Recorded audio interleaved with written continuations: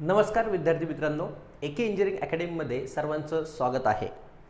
खूप दिवसापासून मी टेलिग्राम मार्फत आपलं जे काही टेलिग्राम चॅनल आहे, एके इंजिनिअरिंग अकॅडमी टेलिग्राम चॅनल असेल किंवा व्हॉट्सअप असेल किंवा मुलांचे कॉल्स असेल, प्रत्येक विद्यार्थ्याला मी हेच सांगत होतो की 2023 हे वर्ष सिव्हिल इंजिनिअरिंगचे स्पर्धा परीक्षेची तयारी करणाऱ्या विद्यार्थ्यांसाठी एक सुवर्ण वर्ष असणार आहे, म्हणजेच एक गोल्डन इयर असणार आहे.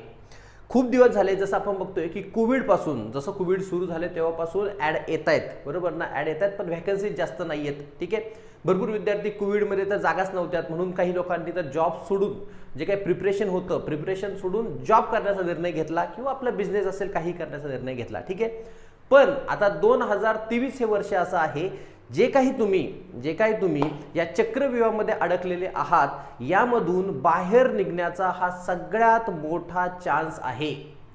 तर अजूनही ज्या विद्यार्थ्यांनी अभ्यास सुरू केलेला नसेल, त्या विद्यार्थ्यांनी जर आत्तापासून अभ्यास सुरू केला तर 100% तुम्हाला 2023 मध्ये सरकारी नोकरी मिळण्याचे चान्सेस असतील.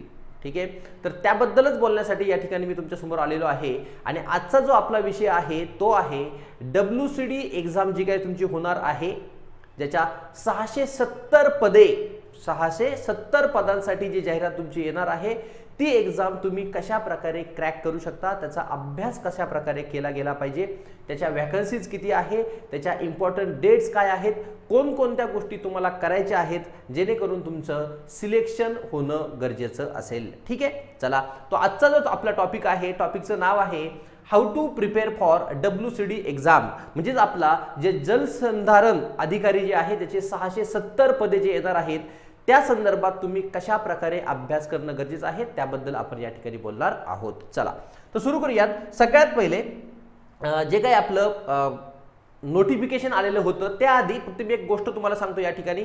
फ्री ऑफ कॉस्ट हा जो काही तुमचा टॉस प्लस एसएचा जो सिलेबस आहे, MPSC मेन्स असेल, WCD असेल, BMC असेल, PWD असेल, ज्या कोणत्या एक्झाम आहे, ह्या सगळ्या एक्झामसाठी टॉस आणि एसए हे पार्ट त्या ठिकाणी सिलेबसमध्ये दिलेले असतात.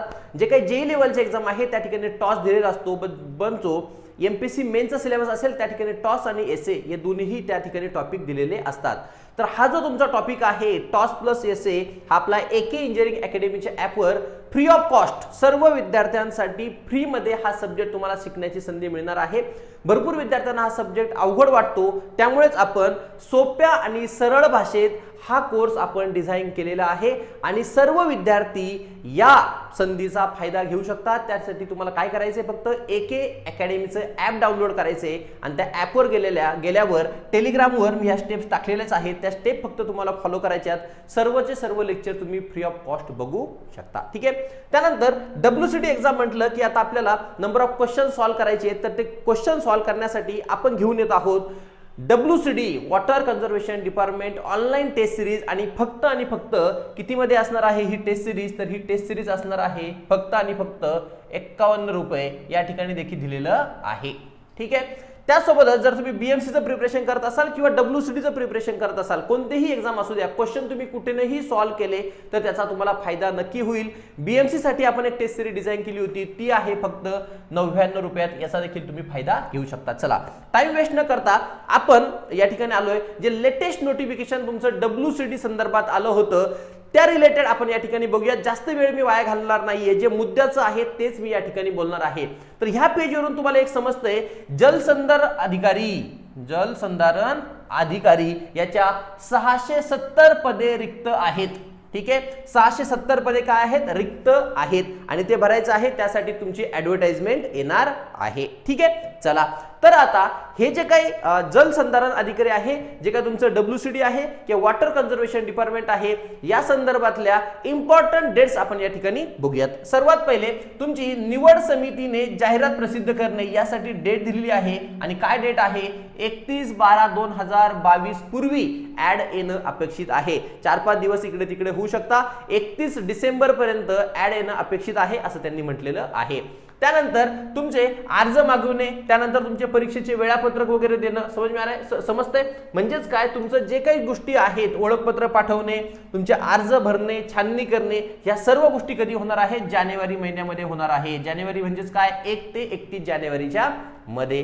त्यानंतर परीक्षा कधी होईल, परीक्षेचा कालावधी काय आहे, तो परीक्षा असेल तुमची 15 मार्च ते 30 एप्रिल पर्यंत, म्हणजे जवळजवळ 15 मार्च ते 30 एप्रिल. आता भरपूर टाइम स्पॅन दिलाय, नंबर ऑफ शिफ्ट मध्ये पेपर तुमचा होऊ शकतात, त्यामुळे जास्त टाइम या ठिकाणी दिलेला आहे. ठीक आहे. त्यानंतर निकाल व त्यानुसार निकाल कधी जाहीर होणार आहे, तर 15 मे ते 31 मे पर्यंत निकाल जाहीर होईल. आणि तुमची जी नियुक्ती असेल ती नियुक्ती कधी असणार आहे, ती असेल 1 जून पासून. ठीक आहे, किंवा त्यापूर्वीही तुमची नियुक्ती येऊ शकते. ठीक आहे. या सगळ्या इम्पॉर्टंट डेट्स तुम्हाला लक्षात घेणं गरजेचं आहे. आता या इम्पॉर्टंट डेट्स वरून तुम्हाला काय समजते बघा.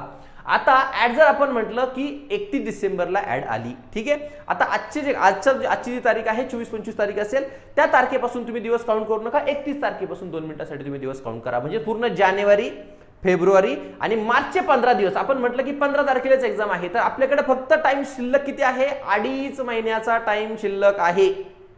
म्हणजे आपल्याला इफेक्टिव्ह स्टडी करणं गरजेचं आहे. खूप मोठमोठे डेरिव्हेशन करत बसलेत, जे गरजेचे नाहीये ते क्वेश्चन सॉल्व्ह करत बसलेत, असं आता या ठिकाणी करायचं नाहीये. 2.5 महिन्याचाच वेळ शिल्लक आहे.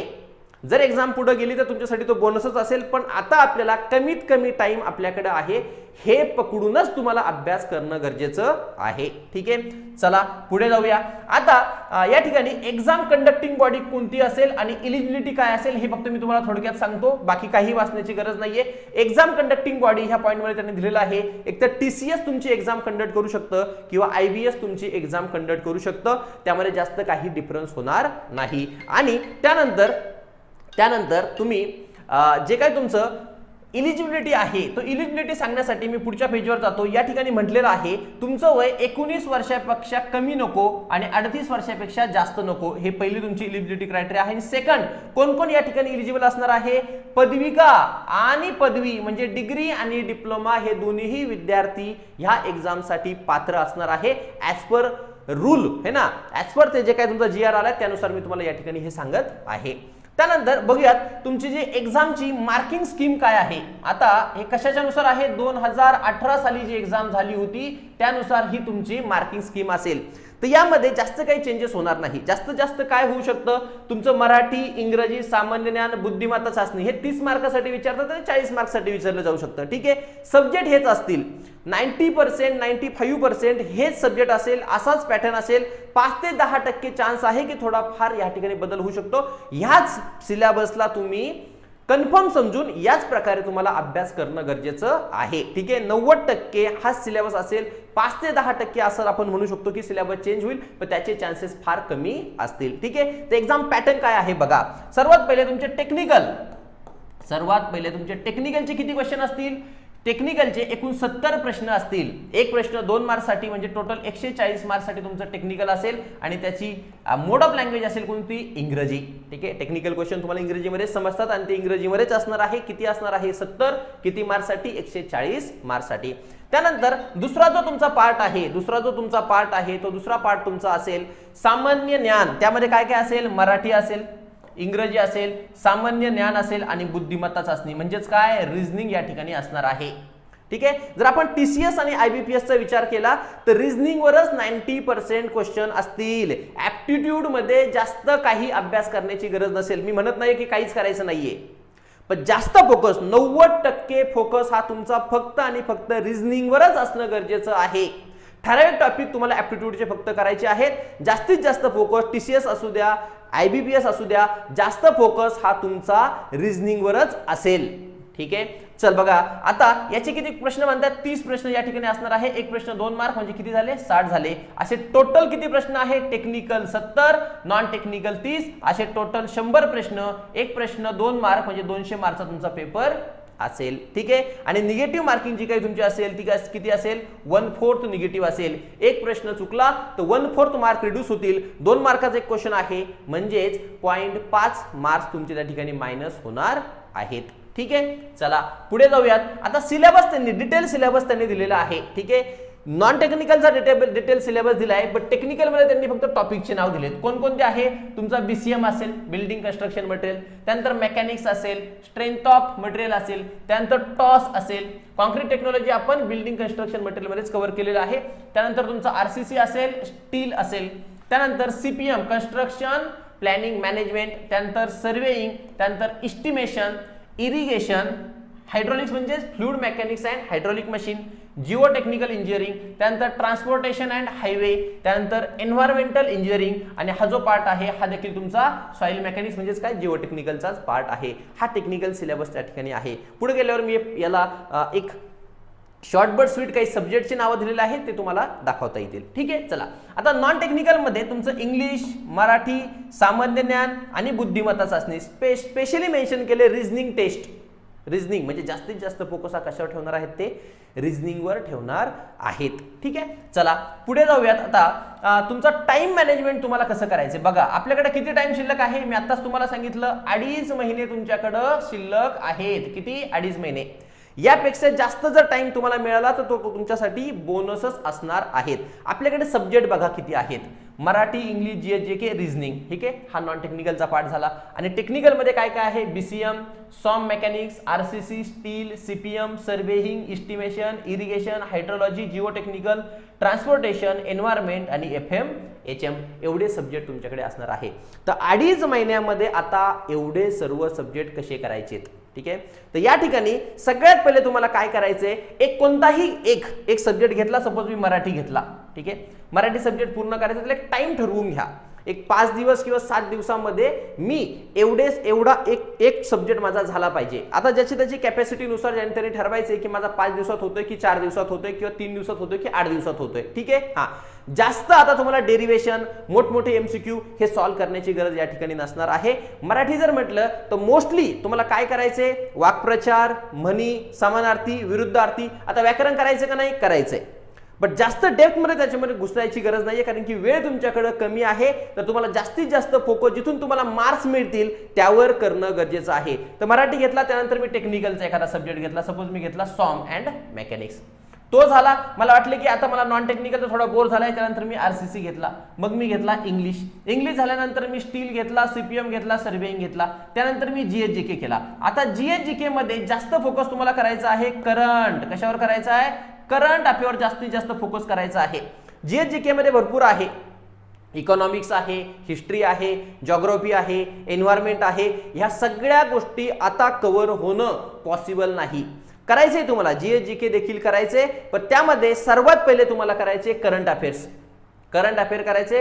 करंट अफेअर नंतर जर तुम्हाला वेळ मिळाला तर जॉग्राफी, इकॉनॉमिक जे तुम्ही ऑलरेडी केलेलं आहे किंवा शॉर्ट बट स्वीट जर तुम्हाला कुठे मिळत असेल बस तेवढंच तुम्हाला आता करायचं आहे. जीएस जीके मध्ये जास्त वेळ तुम्हाला घालवायचा नाहीये. त्यानंतर सपोज मी घेतला इस्टिमेशन घेतला, इरिगेशन घेतला, हायड्रोलॉजी घेतला, आणि मीन व्हाईल तुम्ही रिझनिंगची प्रॅक्टिस देखील त्यासोबत करू शकता, कारण की रिझनिंग वर देखील तुम्हाला जास्तीत जास्त क्वेश्चन त्या ठिकाणी दिसणार आहे. आणि त्यानंतर तुम्ही एक सब्जेक्ट खालचे देखील सब्जेक्ट घेऊ शकता. ठीक आहे, तर इम्पॉर्टंट सब्जेक्ट जर या ठिकाणी सांगायचं म्हटलं तर सर्वात इम्पॉर्टंट सब्जेक्ट तुमचा असेल जिओ टेक्निकल. जिओ टेक्निकल सर्वात इम्पॉर्टंट सब्जेक्ट असेल.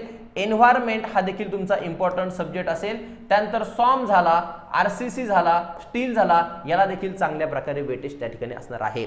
आता प्रत्येक शिफ्टमध्ये वेगवेगळे आहे ना, प्रत्येक शिफ्टमध्ये असं फिक्स नाहीये की एवढे सॉमचे क्वेश्चन असतील, एवढे जिओ टेक्निकलचे क्वेश्चन असतील, असं या ठिकाणी फिक्स नसणार आहे. प्रत्येक वेळेला तुमचे क्वेश्चन व्हॅरी होऊ शकतात. त्यामुळे सगळेच सब्जेक्ट तुम्हाला करायचे आहेत, पण तुम्हाला हे कळालं पाहिजे की कोणत्या सब्जेक्टमध्ये काय इम्पॉर्टंट आहे. मस्त आहे. या सर्व गोष्टी तुम्हाला पुढे काही व्हिडिओ येतील त्यामध्ये तुम्हाला क्लिअर होतील. ठीक आहे, चला पुढे जाऊयात. आता हँड रिटन नोट्स. खूप सारे विद्यार्थी म्हणतात की सर आता एवढा वेळ आपल्याकडे शिल्लक नाहीये, तर सर आम्हाला आयत्या नोट्स मिळतील का? मिळतील, 100% मिळतील. कुठे मिळतील? एके इंजिनिअरिंग अकॅडमीचं जे टेलिग्राम चॅनल आहे, एके इंजिनिअरिंग अकॅडमीचं जे टेलिग्राम चॅनल आहे, या टेलिग्राम चॅनलवर तुम्हाला सर्व सब्जेक्टच्या, टेक्निकलच्या सर्व सब्जेक्टच्या नोट्स तुम्हाला फ्री ऑफ कॉस्ट मिळतील. त्या चॅनलवर जायचे. टेलिग्रामवर गेल्यानंतर सर्चमध्ये जाऊन तुम्हाला एके इंजिनिअरिंग अकॅडमी हे टाईप करायचे. त्या ठिकाणी तुम्हाला आपला चॅनल मिळेल. त्या चॅनलवर गेल्यावर फाईल्समध्ये तुम्हाला सर्व नोट्स मिळतील. ठीक आहे, चला पुढे जाऊयात. From where to solve MCQs. बघा, ज्यावेळेला तुम्ही स्पर्धा परीक्षेचा अभ्यास करताय तर त्याचा पॅटर्न बघा काय आहे. तर आपली एमसीक्यू बेस्ड एक्झाम असणार आहे, तर जास्तीत जास्त एमसीक्यू सॉल्व्ह करणं गरजेचं आहे. तर एमसीक्यू घ्यायचेत कुठून? तर सर्वात पहिले प्रिव्हियस इयर क्वेश्चन पेपर तुम्हाला अनालाइज करायचा. ठीक आहे, हा तर प्रिव्हियस इयर क्वेश्चन पेपर कुठे मिळतील बघा. आता नुकतीच जी WRD एक्झाम झाली होती किंवा म्हाडा एक्झाम झाली होती, याचे प्रत्येक शिफ्ट मधले क्वेश्चन आपण AK इंजिनिअरिंग अकॅडमीच्या टेलिग्राम चॅनलवर टाकलेले आहेत, विथ तिथे आन्सर पण तुम्हाला दिलेले आहेत. समजतंय? या सगळ्या गोष्टी तुम्ही प्रिव्हियस इयर क्वेश्चन तुम्हाला सगळ्यात पहिले अनालाइज करायचे आहेत. 2018 साली जो WCD चा पेपर झाला होता तो जर तुम्ही बघितला तर तो सिंपल होता, तो जास्त अवघड पेपर नव्हता. म्हणजे तसेच क्वेश्चन येतील असं कंपल्सरी पकडायचं नाहीये. त्यामुळे मी काय म्हणलं, रिसेंट वाले WRD झालं, म्हाडा झालं, त्यामध्ये ज्या प्रकारे क्वेश्चन विचारलेत त्या क्वेश्चनचा तुम्ही अभ्यास करा सगळ्यात पहिले. नंतर क्वेश्चन कुठून सॉल्व्ह करणार? ऑनलाईन टेस्ट सिरीज, कोणत्या अकॅडमीची असू द्या, ऑनलाईन टेस्ट सिरीज मधून तुम्हाला भरपूर गोष्टी शिकायला मिळतील. त्यानंतर गुप्ता आणि गुप्ता. ठीक आहे. आता ह्यामध्ये सर्वात इम्पॉर्टंट काय आहे, आता हे जे तुम्ही MCQ सॉल्व्ह करताय हे सर्व MCQ तुम्हाला जमतीलच असं नाही, सर्वचे सर्व MCQ तुम्हाला जमतीलच असं नाही. मग आता ह्या MCQ मध्ये जर नवीन पॉइंट तुम्हाला मिळाले, या MCQ मधून जर तुम्हाला नवीन पॉइंट मिळालेत तर हे नवीन पॉइंट आपल्या ज्या नोट्स आहेत त्या नोट्स मध्ये तुम्हाला ऍड करत चालायचे, म्हणजे पुढे जाऊन त्याचा तुम्हाला फायदा होईल. ठीक आहे. चला, आता काय काय की पॉइंट्स आहेत ज्याकडे तुम्हाला लक्ष देणं गरजेचं आहे. पॉइंट नंबर 1 काय म्हटलंय, कमी वेळात जास्तीत जास्त सिलेबस कसा कव्हर होईल याकडे लक्ष द्या. म्हणजे काय, जास्तीत जास्त अभ्यास करायचा म्हणजे काय, आपल्याला स्किप नाही करायचे. स्किप काय करायचे, भरपूर विद्यार्थी काय करतात, घेऊन बसतात रेफरन्स बुक, त्यामध्ये डेरिव्हेशन्स बघतील, मोठमोठे MCQs बघतील, मोठमोठे थेरॉटिकल क्वेश्चन्स बघतील, समजतंय, किंवा गेटचे क्वेश्चन सॉल्व्ह करत बसतील. आता याचा यूज आहे का, याचा अजिबात यूज नाही. आपली एक्झामची रिक्वायरमेंट काय आहे, त्याच प्रकारे तुम्हाला अभ्यास करणं गरजेचं आहे. आता डेरिव्हेशन भरपूर ठिकाणी मी बघतो की डेरिव्हेशन घेतले जातात, पण त्या डेरिव्हेशनचा फायदाच नाही. हा, मी म्हणत नाही की डेरिव्हेशन घेऊ नका, जिथं गरजेचं आहे तिथे डेरिव्हेशन घ्या, जिथं गरजेचं आहे तिथे डेरिव्हेशनचा अभ्यास करा, बट जिथं गरजच नाहीये तिथे त्या डेरिव्हेशनचा उपयोग नाही. समजतंय? जर तुम्हाला म्हटलं स्ट्रेंथ ऑफ मटेरियलमध्ये तुमचा बेंडिंग फॉर्म्युला असेल, टॉर्शन फॉर्म्युला असेल, या फॉर्म्युल्यावर तुम्हाला क्वेश्चन दिसतात, मग त्याचं डेरिव्हेशन कसं आलं हे करण्याची गरज आहे का, अजिबात नाही. एक्झामची रिक्वायरमेंट काय आहे त्या प्रकारे तुम्हाला अभ्यास करायचा आहे. म्हणजेच काय, कमी वेळात तुमचा जास्त अभ्यास झाला पाहिजे असा अप्रोच असणं गरजेचं आहे. Point number 1. Number 2, analyse previous year paper. है ना, जसं की मी तुम्हाला म्हटलं की जर तुम्ही गेटचे क्वेश्चन सॉल्व्ह करत असाल आणि तुमची एक्झाम मध्ये त्यापेक्षा लो लेवलचे क्वेश्चन विचारणार असतील तर तुम्हाला गेटचे क्वेश्चन सॉल्व्ह करून फायदा होईल का, नाही होणार. म्हणजेच काय करायचं, तुम्हाला रिसेंटली जे WRD म्हाडाचे जे पेपर झालेत याला अनालाइज करा, कशा प्रकारे क्वेश्चन विचारले जातात, त्यावरून तुम्हाला एक अंदाज येईल की असे आपण क्वेश्चन केले पाहिजेत. गेटचे क्वेश्चन करण्याची गरज नाही, है ना. 1 लाईनर तुम्ही 1 मार्कचे गेटचे क्वेश्चन करू शकता, बट 2 मार्कचे गेटचे क्वेश्चन करण्याची गरज नाही, मोठमोठे डेरिव्हेशन करण्याची गरज नाही. समजते? म्हणजे तुम्हाला क्वेश्चन पेपर अनालाइज केल्यावर ह्या गोष्टी समजून येतील. त्यानंतर study 1 subject at a time. बघा, भरपूर सारे विद्यार्थी काय करतात, मराठी घेतील सोबत इंग्लिश करतील, काही वेळ सॉम करतील, काही वेळ RCC करतील. असं करायचं नाहीये. एका वेळेला एकच सब्जेक्ट घ्यायचा, ठरवून घ्यायचं की हा मला 3-4 दिवस हा सब्जेक्ट वाचायचा आहे, तो कंप्लीट झाल्यावर दुसरा सब्जेक्ट घ्यायचा आहे. म्हणजे ॲट अ टाइम सर फक्त एकच सब्जेक्ट तुम्ही घेऊ शकता, किंवा तुम्हाला वाटलं फार तर फार 2 सब्जेक्ट घ्या. नॉन टेक्निकलचा दिवसभर सकाळी तुम्हाला काय करायचे, टेक्निकल घ्यायचे, आणि दुपारी बोर झाला तुम्हाला जो सोपा सब्जेक्ट वाटतो तो सोपा सब्जेक्ट तुम्ही घ्या. समजतंय ना. एखाद्याला वाटलं की नाही माझं न्यूमेरिकल चांगलं आहे, मग दुपारी ज्या वेळेला झोप येते त्यावेळेला काय करायचं, जो तुम्हाला सोपा वाटतो तो घ्यायचा आहे, आणि बाकी वेळ ज्या वेळेला तुम्ही फ्रेश आहात, जो सब्जेक्ट तुम्हाला जमत नाहीये तो सब्जेक्ट त्यावेळेला घ्या. ठीक आहे. त्यानंतर काय म्हटलंय, सॉल्व 50 MCQ डेली. बघा, जो विद्यार्थी हा पॉइंट लक्षात घेईल, रोज जो 50 MCQ सॉल्व करेल त्याचं सिलेक्शन नक्की होईल.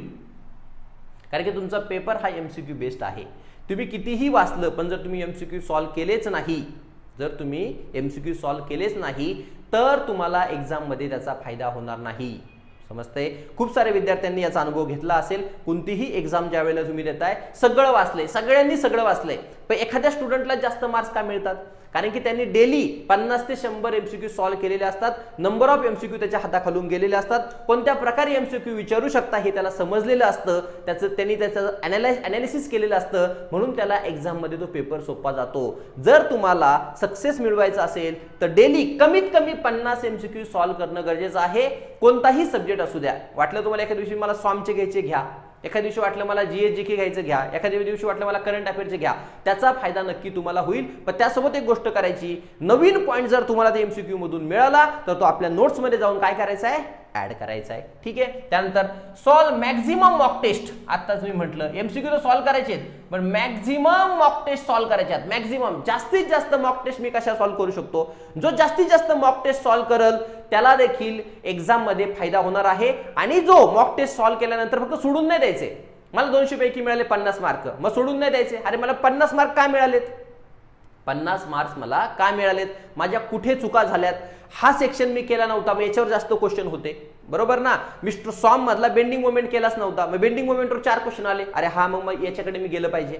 या सर्व गोष्टी याला म्हणायचं अनालिसिस. जर तुमचा पेपर झाला तर तुम्हाला 90 मार्क मिळाले 200 पैकी, तर माझे 110 मार्क्स कुठे गेलेत, कोणते क्वेश्चन चुकलेत, जे क्वेश्चन चुकले त्याचे पॉइंट्स आपल्या नोट्समध्ये ऍड करा, का चुकलेत, काय मिस्टेक झाल्या, वेळ कमी मिळाला, बरोबर ना, किंवा अभ्यासच केला नव्हता, या सगळ्या गोष्टी तुम्हाला हळूहळू कळत जातील, हळूहळू तुमचा परफॉर्मन्स वाढत राहील. त्यामुळे मॉक टेस्ट जास्तीत जास्त देणं गरजेचं आहे, 50 MCQ डेली सॉल्व्ह करणं गरजेचं आहे. त्यानंतर अभ्यास किती करायचा, भरपूर स्टुडंट म्हणतात की सर किती तास अभ्यास करू, मी 15 तास करू, 20 तास करू, 10 तास करू, 5 तास करू, हे डिपेंड आहे आता तुमचा इफेक्टिव्ह स्टडी किती होतो. 5 ते 10 तास तुमचा जर इफेक्टिव्ह स्टडी होत असेल, एखाद्याचा 5 तास इफेक्टिव्ह होते, बस झाला 5 तास. एखाद्याचं जर पूर्ण इफेक्टिव्ह होत नाही, मग तुला 10 तास करावं लागेल. याचं एखाद्याचं जर इफेक्टिव्ह होतच नाही अजिबात, तर तुला 12 तासही बसावं लागेल. तर तुमच्यावर डिपेंड आहे की तुम्हाला जर ऍट द एंड जर तुम्हाला वाटते की नाही आज जेवढं ठरवलं होतं तेवढं मी केलंय, बरोबर ना, यापेक्षा मी जास्त करू शकत नाही, त्यावेळेला ठेवून द्या, समजतंय ना. पण तुम्हाला इफेक्टिव्ह अभ्यासावर जास्त फोकस करायचा आहे. फक्त पुस्तक समोर घेऊन बसलेत आणि अभ्यास झाला याला काहीही अर्थ नाही. इफेक्टिव्ह स्टडी किती होतोय याकडे तुम्हाला जास्तीत जास्त फोकस करायचा आहे. Okay, 6 to 7 hour deep sleep, झोप गरजेची आहे. अभ्यास तर तुम्ही करताय पण झोपच नाही, याला काहीही उपयोग होणार नाही. डेली 6 ते 7 तास तुमची डीप स्लीप असणं गरजेचं आहे. त्यानंतर जर वेळ मिळत असेल तर 15 ते 30 मिनिट मेडिटेशन करा, योगा करा, ह्या गोष्टी तुम्हाला करणं गरजेचं आहे. त्यानंतर जे काही तुम्ही अभ्यास करताय तर 75% वेळ जो आहे तो तुम्हाला नोट्स रेफर करतायत, रिव्हिजन करताय, यासाठी तुम्हाला द्यायचा आहे. आणि ऍटलिस्ट जसं मी म्हटलं ह्या 2 पॉईंटमध्ये 50 MCQ मॉक टेस्ट 25% ऍटलिस्ट, कमीत कमी, जास्तीत जास्त तुम्ही किती देऊ शकता, 25% वेळ जो आहे तुम्हाला MCQ सॉल्व्हिंग साठी द्यायचा आहे. कशासाठी द्यायचा आहे, MCQ सॉल्व्हिंग साठी द्यायचा आहे. ह्या जर गोष्टी तुम्ही लक्षात ठेवल्या तर या ठिकाणी तुम्हाला 100% सक्सेस मिळेल, याच्यावर तुम्ही विश्वास ठेवा. ह्या गोष्टी फार इम्पॉर्टंट आहे. जायचं नाहीये कुठे, इकडेच बघा. हा, जर करंट अफेअर, मी म्हटलं करंट अफेअरवर फोकस करा. करंट अफेअरचा AK इंजिनिअरिंग अकॅडमीचा एक कोर्स आहे आणि तो कोर्स आहे फक्त आणि फक्त किती, 51 रुपयामध्ये. याचा देखील तुम्ही फायदा घेऊ शकता. त्यानंतर मी म्हटलं रिझनिंगवर फोकस करायचा आहे, जास्तीत जास्त फोकस रिझनिंगवर पाहिजे. रिझनिंगचा कोर्स देखील फक्त आणि फक्त 90 रुपयामध्ये तुम्हाला AK इंजिनिअरिंग अकॅडमीच्या टेलिग्राम चॅनलवर मिळेल. त्यानंतर जर पूर्ण बॅच तुम्हाला पाहिजे असेल, पूर्ण जर बॅच तुम्हाला कोणती एक्झाम असू द्या, WCD, BMC, PWD, नगर परिषद, आगामी काळात येणाऱ्या जे काही एक्झाम आहे त्या सर्व एक्झामसाठी एकच इंटिग्रेटेड बॅच आहे आणि त्या बॅचची फी आहे फक्त आणि फक्त 3,999 रुपये. 75% डिस्काउंट त्यावर असणार आहे. तर तुम्ही AK इंजिनिअरिंग अकॅडमीचं ॲप डाउनलोड करू शकता आणि त्या ॲपवर तुम्हाला ह्या सर्व गोष्टी मिळतील. ठीक आहे, कोणताही जर डाऊट तुम्हाला असेल, WCD एक्झाम असू द्या किंवा तुम्हाला काही गोष्टी कळत नाहीये, मी काय करणं गरजेचं आहे, जर कोणी जॉब करते, मी जॉब करता करता कसा अभ्यास करू, कोणताही डाऊट तुम्हाला एक्झामच्या रिलेटेड असेल तर माझा नंबर खाली दिलेला आहे 9067051404, यावर तुम्ही मला कॉल करू शकता किंवा व्हॉट्सअप करू शकता. ठीक आहे, भेटूयात पुढच्या व्हिडिओमध्ये. तोपर्यंत धन्यवाद.